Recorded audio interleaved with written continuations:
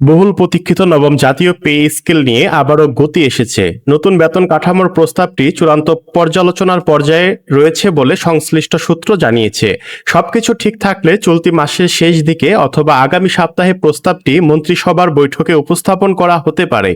অর্থ ও পরিকল্পনা মন্ত্রণালয়ের সংশ্লিষ্ট সূত্রের দাবি, মন্ত্রিসভায় প্রস্তাবটি অনুমোদন পেলে পরবর্তী ধাপে প্রজ্ঞাপন জারির প্রক্রিয়া শুরু হবে। তবে পে স্কেল কবে কার্যকর হবে সে বিষয়ে এখনো চূড়ান্ত সিদ্ধান্ত হয়নি। নতুন বেতন কাঠামো বাস্তবায়নে সরকারের সামনে সবচেয়ে বড় বিষয় হয়ে দাঁড়িয়েছে এর আর্থিক প্রভাব।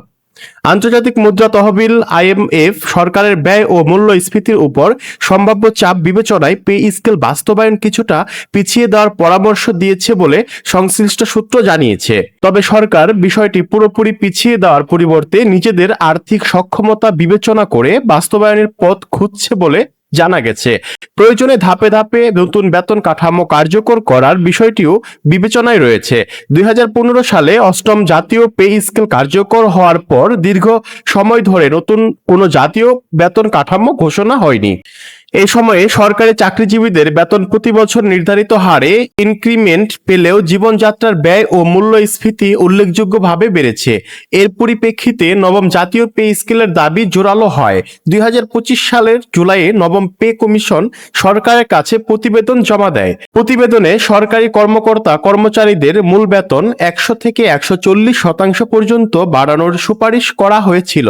প্রস্তাব অনুযায়ী সর্বনিম্ন মূল বেতন 8,250 টাকা থেকে বাড়িয়ে 20,000 টাকা এবং সর্বোচ্চ মূল বেতন 78,000 টাকা থেকে বাড়িয়ে 1,60,000 টাকা করার সুপারিশ করা হয়। পরে নতুন সরকার দায়িত্ব নেওয়ার পর 21শে এপ্রিল পে স্কেলের সুপারিশগুলো পর্যালোচনার জন্য একটি বিশেষ কমিটি গঠন করা হয়। ওই কমিটির পর্যালোচনা ও সুপারিশের ভিত্তিতে নতুন বেতন কাঠামো বিষয়ে চূড়ান্ত সিদ্ধান্ত নেওয়ার কথা রয়েছে।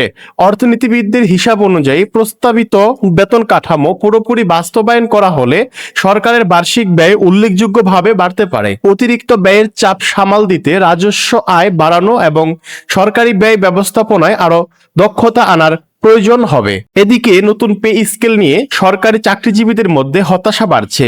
মন্ত্রিসভায় প্রস্তাবটি কবে উঠবে, অনুমোদনের পর কখন প্রজ্ঞাপন জারি হবে এবং কোন কাঠামোয় নতুন বেতন কার্যকর হবে, এখন সেদিকেই তাকিয়ে রয়েছে সরকারি কর্মকর্তা কর্মচারীগণ।